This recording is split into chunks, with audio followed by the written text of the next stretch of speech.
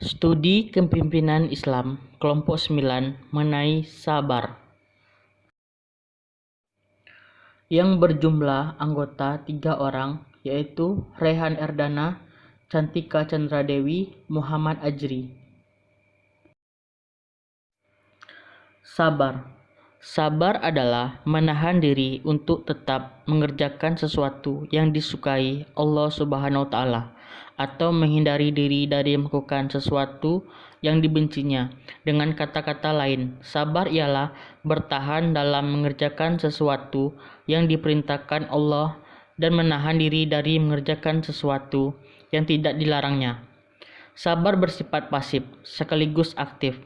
Sabar bersifat pasif ketika menerima musibah atau cobaan yang datang. Sedangkan sifat pasif dalam bentuk kegigihan dalam mengerjakan sesuatu meskipun banyak rintangan harus dilewati. Asy-Syura ayat 43, perbuatan mulia. Bismillahirrahmanirrahim. Walaman sabara wa ghaffara inna zalika lamin ghazmi umuri.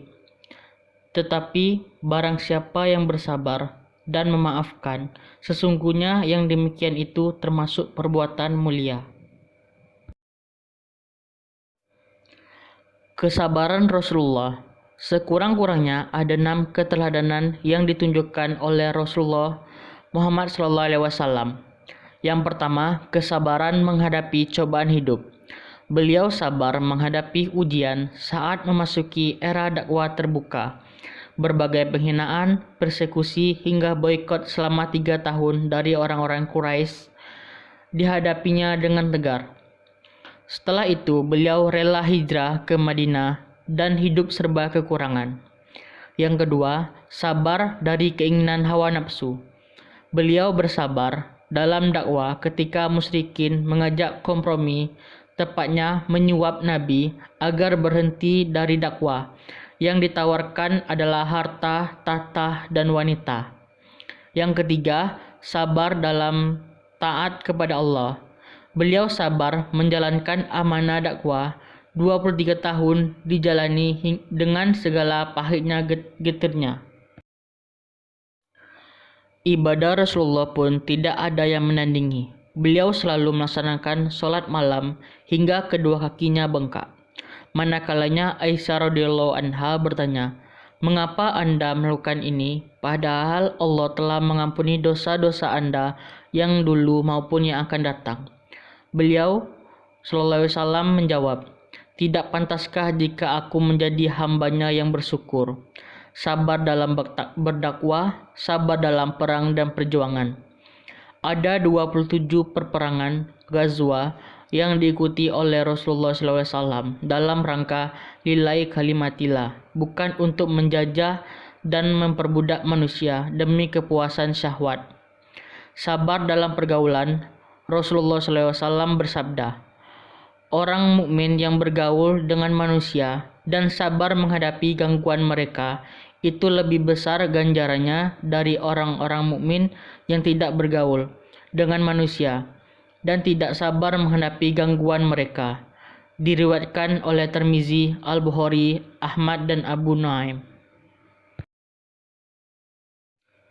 Macam-macam sabar. Dalam sebuah hadis, Rasulullah SAW bersabda, sabar itu ada 4 macam. Sabar dalam menjalankan fardu, sabar dalam menghadapi musibah, sabar menghadapi gangguan manusia, dan sabar dalam kefakiran. Sabar dalam menjalankan kewajiban fardu adalah taufik. Sabar dalam menjalankan musibah berpahala. Sabar dalam menghadapi gangguan manusia adalah cinta. Dan sabar dalam kefakiran adalah ridho Allah Ta'ala. Hadis di atas kemudian dijelaskan oleh Imam Nawawi dalam kitab Matan Takhilul Qaul. Ganjaran sabar. Yang pertama, diampunkan dosa untuknya. Dalam hadis qudsi berkata Shaddad bin Aus radhiyallahu anhu bahwasanya Nabi Muhammad SAW bersabda, maksudnya Allah telah berfirman, "Sekiranya aku uji salah satu seorang hambaku yang mukmin, Lalu ia memujiku seraya bersabar atas penderitaan apa yang aku mengujinya. Yang kedua, Allah merasa malu kepadanya semasa di neraca timbangan dan membuka catatan untuknya di akhirat. Berkata Anas radhiyallahu anhu bahwasanya Nabi Muhammad SAW bersabda, maksudnya Allah telah berfirman, jika aku menimpakan salah satu musibah ke atas seorang hambaku pada badannya atau hartanya atau anaknya, lalu dia menerima musibah itu dengan penuh kesabaran, niscaya di hari kiamat aku malu akan menegakkan baginya neraca timbangan atau membuka buku catatan amalnya. Hadis riwayat Kudail, Dailami, Hakim, dan Tirmizi. Yang ketiga, Allah Subhanahu wa Ta'ala ingin mendengar sendiri ucapan hamba yang diujinya.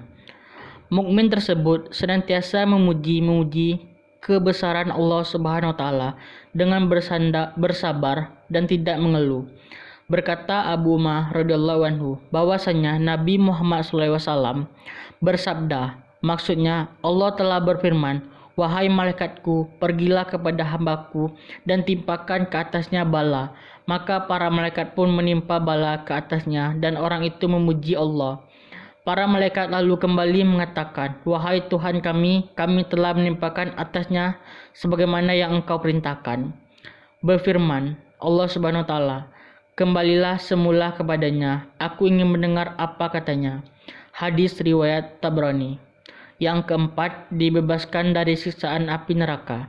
Dari Abu Hurairah radhiyallahu anhu bahwasanya ia bersama dengan Rasulullah SAW menjenguk orang sakit karena demam. Lalu Rasulullah SAW bersabda, bergembiralah karena Allah telah berfirman, itu adalah apiku yang aku kuasakan terhadap hambaku yang mukmin di dunia agar menduduki sebagai penggantinya bagian api di akhirat. Hadis riwayat Ibnu Majah.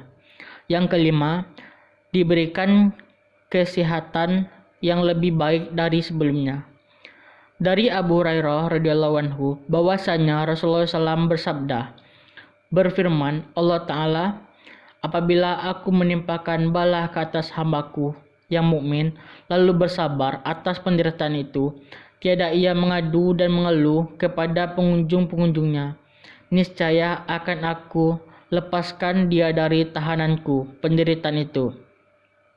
Kemudian aku tukarkan dagingnya dengan daging yang lebih baik dan darahnya lebih darah yang lebih baik, sehingga ia dapat bekerja semula, yakni setelah semua dosa dan kesalahan yang lalu Allah ampunkan semuanya. Hadis riwayat Hakim.